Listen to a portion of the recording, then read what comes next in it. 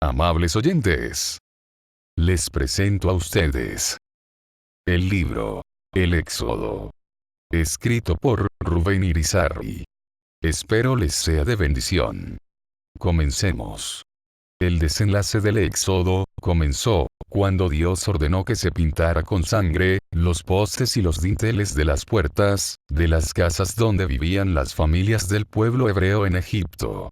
En ese momento, se definió el ofrecimiento de un cordero como sacrificio, para que toda familia lo comiera, celebrando lo que se llamó la fiesta de la Pascua. Esta fiesta se estableció como la fiesta principal del pueblo hebreo. Se ordenó que cada familia celebrara este acto anualmente. Esto significaba el ofrecimiento del sacrificio de un cordero y la aceptación de este. El cordero tenía que ser sin mancha y sin defecto. Esta celebración comenzó el primer día en que dejaron de ser esclavos. Así fue que comenzó la salida de la opresión, de la esclavitud, del pueblo hebreo, en Egipto. Este acto de ofrecimiento de un cordero puro, también fue la conmemoración de una libertad recibida. Más adelante, en el desierto, Dios ordena construir un arca, al que se le llamó el Arca del Pacto, definiendo una alianza entre Dios y los hombres. Dios le indicó al pueblo hebreo que desde ese lugar, desde el arca, Él se manifestaría al pueblo. A la cubierta del arca se le llamó el propiciatorio. Sobre esta, cada año, se rociaba sangre de animal puro y perfecto, sacrificado a Jehová, para expiación de los pecados del pueblo. Esto era un procedimiento en vías de perdón de pecados, bajo la ley. Este perdón tendría cumplimiento cabal cuando se consumará el perfecto sacrificio de un hombre que viviera una vida santa, pura y en obediencia a Dios en todos sus aspectos. Jesucristo logró este sacrificio viviendo como hombre.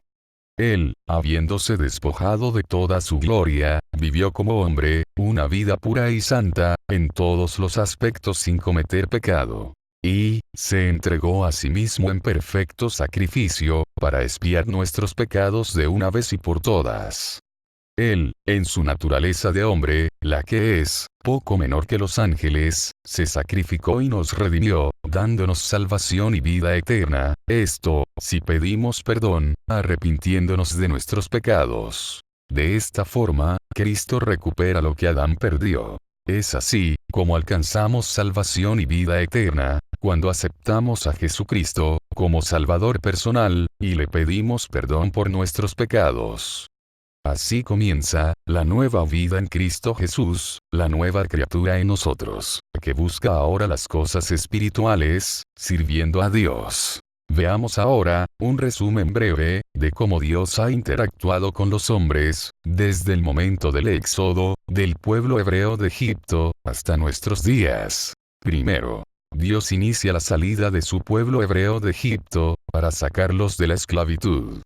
Ordena rociar con sangre el marco de la puerta de las casas del pueblo hebreo en Egipto. Aquí Dios establece la celebración de la fiesta de la Pascua, para que cada familia sacrifique un cordero, y conmemore la liberación de la esclavitud.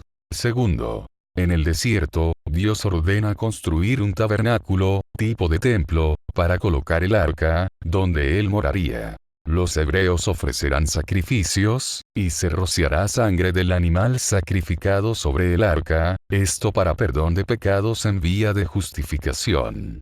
Tercero, Dios ordena la construcción de un templo fijo, en Jerusalén, donde moraría su presencia.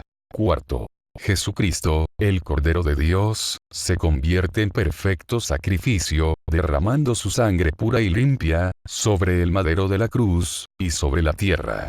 Quinto, Jesucristo asciende al cielo, victorioso, y se sienta a la diestra del Padre. Sexto, el Espíritu Santo es enviado a la tierra. Séptimo, ahora, Dios Espíritu Santo, mora en todo aquel que acepta a Jesucristo como su Salvador personal, y le pide perdón por sus pecados, mediante el arrepentimiento. Esto, brevemente, ha sido el plan de Dios, para sacar al hombre de la esclavitud.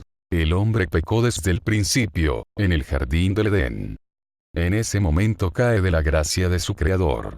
Pero todo esto ha sido un plan divino, para Dios establecer juicio, donde él demostraría la culpabilidad del enemigo de las almas. El enemigo de las almas pecó dentro de su capacidad de libre albedrío, apartándose de Dios, y rebelándose contra él. De su propia decisión, con un cuerpo de alta potestad, se rebeló contra Dios, ejerciendo el pecado de querer ser igual a Dios.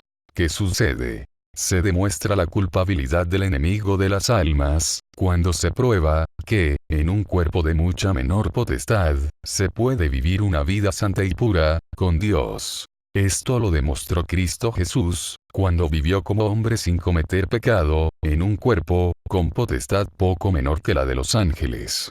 En un cuerpo de hombre, y habiéndose despojado de toda su gloria, la que tenía antes, como Dios. También, nosotros, cuando vencemos, y nos apartamos del pecado, y vencemos los ataques del enemigo, demostramos la culpabilidad del enemigo, porque logramos victoria también.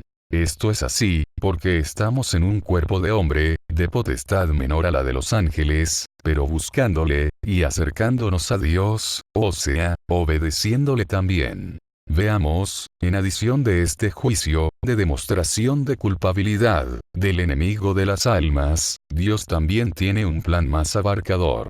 Un plan, donde Dios añadirá a su reino, a todos los hombres redimidos, con participación, en su reino. Para que esto se pueda lograr, luego de la caída de Adán, Dios gestiona reconciliar al hombre con él. Esto es, la restauración espiritual del hombre con Dios. Esta reconciliación la logró Cristo Jesús en el madero como ya explicamos. Y el hombre la puede lograr también, aceptando a Cristo Jesús, como su Salvador personal, para perdón de pecados. Así el hombre, logra salir también de la esclavitud. Nosotros, también tenemos un éxodo que lograr, el nuestro, es salir de la esclavitud del pecado y llegar a la verdad que es en Cristo Jesús. Dios gestionó sacar a su pueblo de la esclavitud de Egipto. Y gestionó llevarlos al desierto para que lo adoraran. Luego, Él se encargaría de llevarlos a la tierra que fluye leche y miel. Dios ordena la salida de su pueblo, después de hacer grandes manifestaciones de su poder. Se efectúa una serie de 10 plagas sobre Egipto. Esto, a consecuencia de que Faraón, en actos opuestos al plan de Dios, no dejaba salir al pueblo de Dios. La última plaga, fue altamente impactante, fue la muerte de todo primogénito, incluyendo al hijo del Faraón. Veamos un poco, de historia. En trabajos de investigación arqueológica en Egipto, donde hacían excavaciones en los suelos, encontraron algo, que no se ha mencionado mucho. Se encontró gran cantidad de material escrito sepultado y destruido. Estos eran pedazos fragmentados, de diferentes tipos de jeroglíficos que se han asociado a la dinastía número 18. En Egipto, se llevaba registro escrito continuo, de todos los acontecimientos, que iban ocurriendo, para documentar la historia. Corresponde recordar en este momento, que la dinastía donde ocurrieron los eventos del Éxodo, fue en la dinastía número 18. Para Egipto, los días antes del Éxodo, fueron de mucha destrucción, siendo una historia bien negativa. Estos registros destruidos, lucen ser, la destrucción de mucha data histórica, todos relacionados con la época del Éxodo. Egipto, siendo una nación poderosa de aquella época, debió pasar por momentos altamente negativos en esos días. Y no es de extrañar, que destruyeran todo lo relacionado a esos eventos. Tampoco, es de extrañar, que buscaran acomodar la historia, de forma tal, en que esos eventos del Éxodo, quedarán ocultos. Esto, es práctica política común en un gobierno. Por tal razón se ha pasado mucho trabajo descifrando la secuencia histórica de la dinastía 18 en la época del Éxodo. Procedamos a evaluar, quiénes gobernaban en la dinastía número 18 para la fecha, en que ocurrió el Éxodo. Para esta época, había una princesa de nombre Nefure, que buscaba tener un hijo varón, con el deseo que éste llegara a gobernar Egipto. Pero por alguna razón no podía dar a luz una criatura. Se cree que la causa era que le daban a beber sustancias que le hacían abortar. Ella, por los planes que tenía de llegar a ser corregente de Egipto, se había preestablecido un título para la ocasión. Este era Hatshepsut. Nefure no lograba dar a luz un hijo varón con el cual cumplir sus deseos. Ocurre que en una ocasión, habiendo ido al río a tomar un baño, se encuentra con la sorpresa de ver un niño que había sido puesto en el río en una canasta para evitar que lo mataran. Esto fue en una época en que el faraón había ordenado una matanza para reducir el tamaño del pueblo hebreo en Egipto. Es cuando decide adoptarlo para poder cumplir con sus propósitos de llegar a ser reina de Egipto. Su propósito era llevar a este niño al trono para ella dirigir y superar a su hijo y gobernar el imperio egipcio. Algo parecido había ocurrido en la historia previa de Egipto, en los días del rey Osiris. Cuando, con permiso proclamado de los dioses, una hija del faraón, sin heredero varón, alcanzó el trono. Esto lo logró al convertir a su compañero en hermano heredero y esposo de ella. Así alcanzó ser reina del imperio egipcio, a través de uno, que no era heredero, lo hizo su hermano, luego lo hizo heredero al trono, y en el momento de recibir el trono, también lo hizo su esposo. Dentro de las leyes y creencias egipcias, estos pasos a seguir eran aceptados y protegidos. Siempre y cuando los dioses de Egipto lo aceptaran y lo aprobaran. Esto era fácil de lograr, porque el gobierno era quien hacía petición a los sacerdotes, para que estos lograran el permiso de los dioses. Nefure le pone al niño que toma del río el nombre de Moisés, el cual fue su nombre original, que significa tomado de las aguas. Luego, a Moisés se le pone por nombre Senmut, esto lo hacía ya perteneciente a la realeza. Y Senmut significaba hermano de su madre. Y al recibir este nombre, que a su vez era un título, ya esto le daba derecho a poder heredar el trono de Egipto.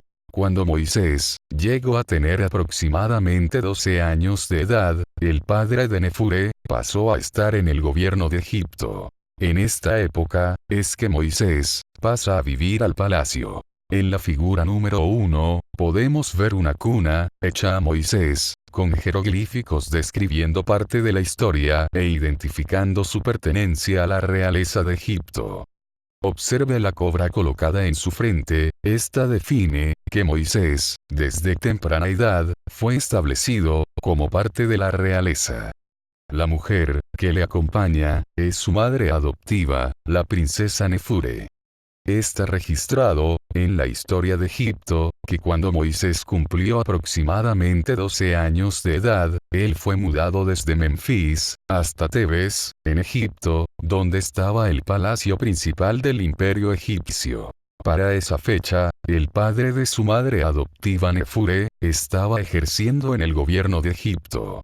Para cuando Moisés cumplió aproximadamente 18 años, ya estaba definido que él era un posible sucesor del faraón de Egipto. Esto había sido ya logrado por su madre adoptiva Nefure, con el propósito que ella tenía de lograr sus metas, de ascender al trono con su hijo adoptivo. Ya con esa edad, se tenían que identificar a los posibles candidatos para ascender al trono, porque tenían que ser instruidos y preparados para tal posición.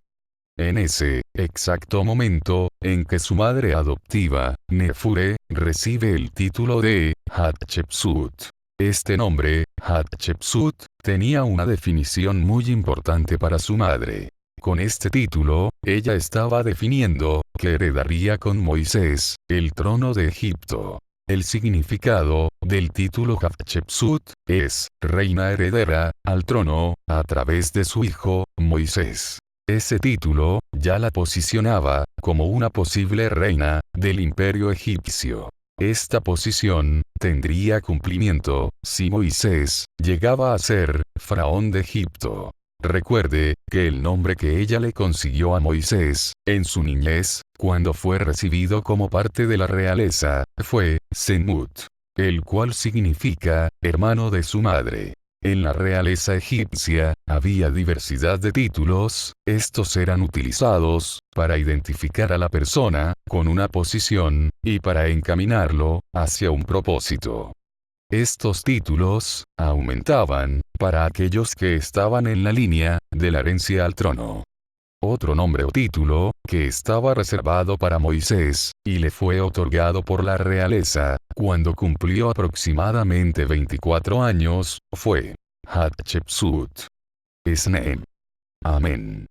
Este título se compone de 3 definiciones, y significa: Hatshepsut es, su madre es reina. O sea, reina, heredera al trono, a través de su hijo. Sneem significa unida. Amén significa aprobado por los dioses. O sea, este nombre, Hatshepsut. Sneem. Amén. Otorgado a Moisés, significa: su madre es reina, por medio de su hijo, aprobado por los dioses. Este nombre, por sí mismo, es descriptivo de los propósitos de su madre adoptiva, que era ser la gobernadora de Egipto, a través de su hijo, Moisés. Las intenciones de Nefure eran claras y precisas, quería llegar al trono de Egipto como reina. El deseo que ella tenía de llegar a ser reina era tan grande que sobrepasaba cualquier otra posible alternativa. El método que utilizó la encaminaba a alcanzar su meta, cumpliendo con todos los patrones gubernamentales requeridos. Vemos que su objetivo principal no era que Moisés gobernara, sino que su intención era llegar a ser la soberana sobre el imperio egipcio. Pensamos que, si Moisés hubiera deseado dirigir los destinos de la nación, su vida correría peligro. No sabemos de que Nefure hubiera sido capaz, con tal de mantenerse en el trono. Los planes de Nefure eran muy firmes, todo conducía a que ella sería reina. Cuando Moisés cumplió aproximadamente 33 años de edad, se definió que era un posible príncipe, heredero al trono. Eso ya le definía autoridad y cierto poder dentro del gobierno. Hay un dato interesante, relatado por el gran historiador judío, Flavio Josefo, quien nació 4 años después de la crucifixión de nuestro Señor Jesucristo. Este escribió en el primer siglo de nuestra era. Él le atribuye a Moisés el puesto de general del ejército egipcio y el haber conquistado a Nubia, pueblo que ayudó a Egipto a incrementar su fortaleza y sus riquezas. Esto fue a consecuencia de los tributos en oro que tenían que pagar los nubianos al gobierno egipcio. Existen, en Egipto, 2 tumbas, a medio construir para Moisés. En la primera, que se comenzó a construir, los datos inscritos en la tumba muestran que se comenzó a construir cuando Moisés tenía aproximadamente 18 años. A esta edad fue que Moisés fue designado, por definición, como el próximo posible heredero al trono de Egipto. Los nombres Senmut y Nefure son mencionados en las tumbas. En la parte baja de una de las tumbas se encontró una cámara pequeña, cortada en la roca. Ahí estaban 2 momias, con los nombres Hatnofer y Ramose. Estos eran los nombres egipcios de los padres biológicos de Moisés. Su madre, Hatnofer, fue embalsamada recibiendo un funeral del tipo real. Su padre, Ramose, recibió un funeral secundario, no del tipo de orden real. Luce que lo que se hizo fue un traslado desde otro sepulcro original, para colocarlo en una cámara pequeña de esta tumba, construida para Moisés. Esta tumba fue dejada de construir cuando Moisés cumplió aproximadamente 33 años. Cuando Moisés cumple esa edad, es cuando le definen con una mayor posibilidad, que es el que tiene más probabilidad de ser el heredero al trono. Es entonces, cuando pasa a ser merecedor de una tumba de mayor jerarquía. Ahí, se le deja de construir la tumba primera, y se pasa a construir la segunda tumba. En la figura número 2, podemos ver los jeroglíficos a medio completar en tumba de Moisés. En una tumba de Moisés, se encuentran dibujos de su madre, Hatnofer, y de su padre, Ramose. Por lo estudiado, en los escritos, y en los acontecimientos de Egipto, luce, que en algún momento, entre los 33 y los 40 años de Moisés, él se identifica con las creencias de que hay un solo Dios. Para ese tiempo, es cuando se le deja de construir a Moisés, su segunda tumba. En esta segunda tumba, podemos ver, que se encuentra a medio construir, con jeroglíficos en proceso de escribirse, y sin ser terminados. El proceso de escritura de jeroglíficos, consiste de los siguientes pasos. 1. Pulir la roca, donde se va a escribir el jeroglífico. 2. Marcar con tinta, el jeroglífico sobre la roca pulida. 3. Labrar, el jeroglífico marcado. 4.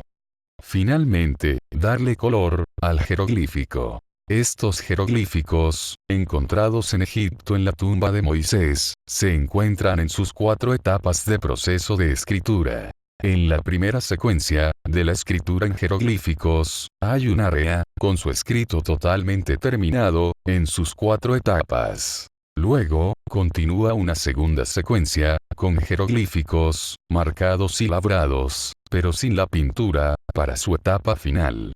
Más adelante, en la tercera secuencia, se encuentra una sección de jeroglíficos, solo marcados, sin su labrado dentro de la roca. Al final, en la cuarta secuencia, de trabajo de escribir los jeroglíficos, lo que se ve, es el resto de la superficie de la roca pulida, sin ningún trabajo de escrito adicional. En la figura número 3, podemos ver, estatua esculpida, representando a Moisés. Esta se encuentra, en el Museo del Cairo, en Egipto. Según las fabricaciones de estatuas en Egipto, esta debió ser fabricada, para cuando Moisés, tenía aproximadamente, 33 años. Cuando el pueblo hebreo, sale de Egipto, ya estando adelantados, en la etapa inicial de su camino, van por una ruta que es una carretera natural, donde no se pueden desviar, ni a derecha, ni a izquierda. En la figura número 4, vemos, foto de satélite, donde podemos observar, la ruta del éxodo, en esta etapa que mencionamos, y también, podemos ver, el lugar de partida, del cruce del Mar Rojo, hacia el monte Sinaí. En esta foto, podemos ver, toda el área, por donde pasó el pueblo de Dios, cruzando gran parte de la actual península del Sinaí.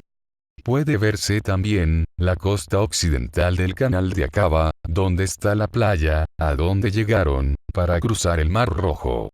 Esta, es la única playa y el único lugar, donde podía reunirse, el pueblo hebreo, a la orilla del Mar Rojo. Ahí, puede apreciarse bien, la trayectoria previa a la playa. Cerca de la mitad del camino, hay montañas altas, empinadas a ambos lados, sin salida para ningún otro lugar, hasta llegar a la orilla de la playa del Mar Rojo. En estudios nuestros realizados, para determinar cuál fue el faraón que reinaba cuando ocurrió el éxodo, podemos determinar, que este fue Amenhotep IV. Este, era el hijo, de Amenhotep III, quien reinó, durante 37 años, y lo engendró con su esposa, la poderosa reina Tii. Tii, era hija de padres no pertenecientes a la realeza, llamados, Tuyu, y Yuya. Amenhotep IV, identificado como la momia, KV 55, en el 5º año de su reinado se pone el nombre de, Ahnatón. Ahnatón, tenía más de una esposa, y una de ellas, era la preferida y bella, Nefertiti. Ahnatón, tuvo varias hijas, y su primer hijo varón, fue Tutankamón. A nuestro mejor entender, y con gran convicción, fue el primogénito que murió, a consecuencia de la 10ª plaga, de la muerte de los primogénitos, en Egipto. No creemos, que llegó a ser faraón. Pensamos, que su identificación como faraón, fue parte de un honramiento personal, ya que debió ser el heredero al trono, si no hubieran ocurrido los eventos de las plagas del Éxodo. No ocurrió así, a consecuencia de la gran destrucción que sufrió Egipto, en los momentos previos al Éxodo. Y, a consecuencia de su muerte, por la 10ª plaga, que fue la muerte de los primogénitos. Entendemos, que esto fue parte de una historia acomodaticia, y reescrita para borrar los juicios devastadores, que sufrió el imperio de Egipto, en los juicios de las 10 plagas. Se estima, que Tutankamón, tenía 19 años de edad, cuando murió. Sufrió una fractura en su pierna izquierda, que muy bien pudo haber ocurrido, durante el periodo de las 10 plagas. Todas estas conclusiones, están basadas en pruebas de DNA, muy avanzadas, que existen hoy día. Incluyendo, nuevos y recientes estudios tomográficos de la momia, KV55, quien fue Amenhotep IV, hijo de Amenhotep III, y de la reina Ti. O sea, Tutankamón, el primogénito, que murió en la 10ª plaga, tuvo por padre, a Amenhotep IV, y por abuelo, a Amenhotep III. Pasemos ahora, a ver varias fotos, con su explicación. Esta, es como comenzó, la ruta, del pueblo hebreo, en su éxodo de Egipto.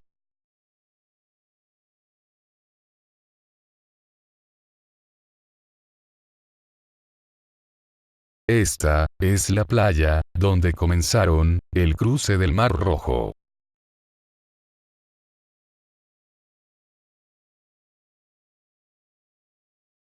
Esta, es una toma cercana, de la playa, donde comenzaron, el cruce del Mar Rojo. Espero, que les haya gustado, este libro. Hasta la próxima.